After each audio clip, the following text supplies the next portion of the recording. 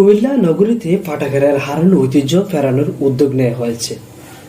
Salon বাস টার্মিনালের পরে এবার হাসপাতালের রোগীর অপেক্ষার স্থানে পাঠাগার স্থাপন করা হয়েছে। আলোকিত বজ্রপুর নামের সামাজিক সংগঠন এই উদ্যোগ গ্রহণ করে। শুক্রবার সন্ধ্যায় নগরের মেডে কমপ্লেক্স ডায়াগনস্টিক সেন্টার ও সৌহার্দ্য হাসপাতালে এই পাঠাগার স্থাপন করা হয়।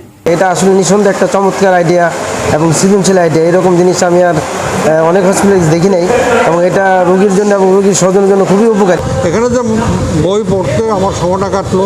এই যে বই পড়ার মাধ্যমে যদি আমি সিরিয়ালের জন্য অপেক্ষা করি, আমার মনে হচ্ছে যে সিরিয়ালের টাইমটা অনেক তাড়াতাড়ি চলে যাবে। মেডি কমপ্লেক্স ডায়াগনস্টিক সেন্টার ও সৌহার্দ্য হাসপাতালের পরিচালক অ্যাডভোকেট তসলিমা বেগম বলেন, মোবাইল ফোনে ব্যস্ত থাকার যুগে বই পড়ানোর চেষ্টা একটি ভালো উদ্যোগ। এই বইগুলি পাওয়ার পরে আমার মনে হচ্ছে কি প্রতিটা হসপিটালে এরকম বইয়ের লাইব্রেরি হওয়া উচিত। রোগীরা লাইব্রেরি থেকে এক একটা বই নিয়ে ওনারা পড়েন এবং ওনাদের যে অ্যাংজাইটি, একটা রোগ নিয়ে ওনারা যে একটা টেনশনে থাকেন, সেই টেনশন থেকে ওনারা মুক্ত হবেন। ইতিহাসবিদ আহসানুল কবির বলেন, কুমিল্লা শুধু ব্যাংক ও ট্যাঙ্কের শহর নয়, কুমিল্লা পাঠাগারেরও শহর। একসময় প্রতি পাড়ায় পাড়ায় পাঠাগার ছিল। এই শহরে প্রতিটি বাড়িতে যেমন একটি করে পুকুর ছিল, প্রতিটি পাড়া মহল্লায় একটি করে লাইব্রেরিও ছিল। পড়ার যে অভ্যাস ফিরিয়ে আনার জন্য মেডি কমপ্লেক্স সেখানে আমরা একটি পাঠাগার আমরা করলাম।